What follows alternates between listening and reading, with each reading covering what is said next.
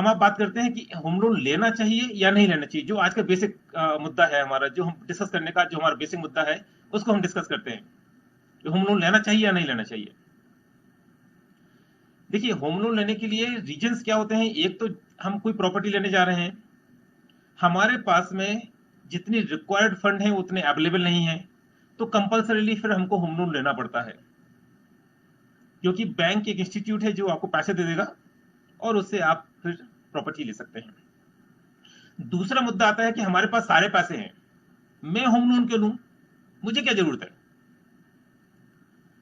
जरूरत तो नहीं है, लेकिन थोड़ा सा अगर होम लोन हम ले लें, हम फॉर एग्जांपल लेते हैं, मान लीजिए हम 2 करोड़ रुपए की प्रॉपर्टी ले रहे हैं। बेसिकली जो प्रॉपर्टी हम लेते हैं तो उसमें 80% के आसपास तक लोन मिल जाता है, अगर हमारी कैपेसिटी है तो, हमारी रीपेमेंट कैपेसिटी है तो। इसका मतलब क्या है कि हम 1 करोड़ 60 लाख रुपए तक का लोन ले सकते हैं, लेकिन हमारे पास तो सारे पैसे हैं, मैं क्यों झंझट में पड़ूं। जब हम होम लोन लेते हैं तो बैंक एक अलग इंस्टीट्यूट होती है जो कि आपके सारे डॉक्यूमेंट चेक करती है, एक बढ़िया से एडवोकेट के द्वारा। क्यों करती है, क्योंकि बैंक का पैसा लग रहा है, उसको आपकी प्रॉपर्टी नहीं चाहिए, लेकिन डिफॉल्ट हो जाएगा तो वो चाहती है कि डॉक्यूमेंट ऐसे हों कि उसको प्रॉपर्टी बेचने में दिक्कत नहीं हो।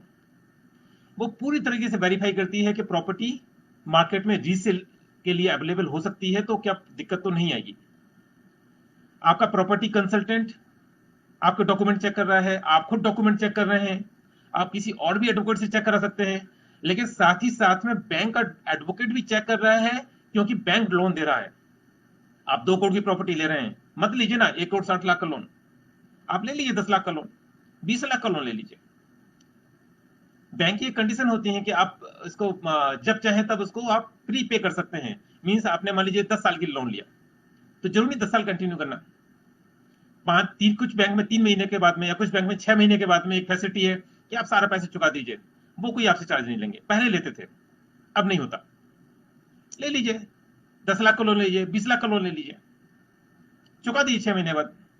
हो सकता है कि आपको 20 25 30 40 हजार रुपए का एक इंटरेस्ट का पार्ट लग जाए, लेकिन आपकी प्रॉपर्टी की डॉक्यूमेंटेशन की पूरी चेकिंग हो जाती है और आप लॉन्ग टर्म के लिए इन सब दिक्कतों से दूर हो जाते हैं। इसमें चाहे वो आप इंडस्ट्रियल प्रॉपर्टी ले रहे हो, चाहे कॉमर्शियल प्रॉपर्टी ले रहे हो, किसी भी तरीके की प्रॉपर्टी ले रहे हो, उस प्रॉपर्टी में अगर आप लोन लेते हैं तो आपकी डॉक्यूमेंटेशन जो होती है वो बहुत प्रॉपर्ली चेक हो जाती है।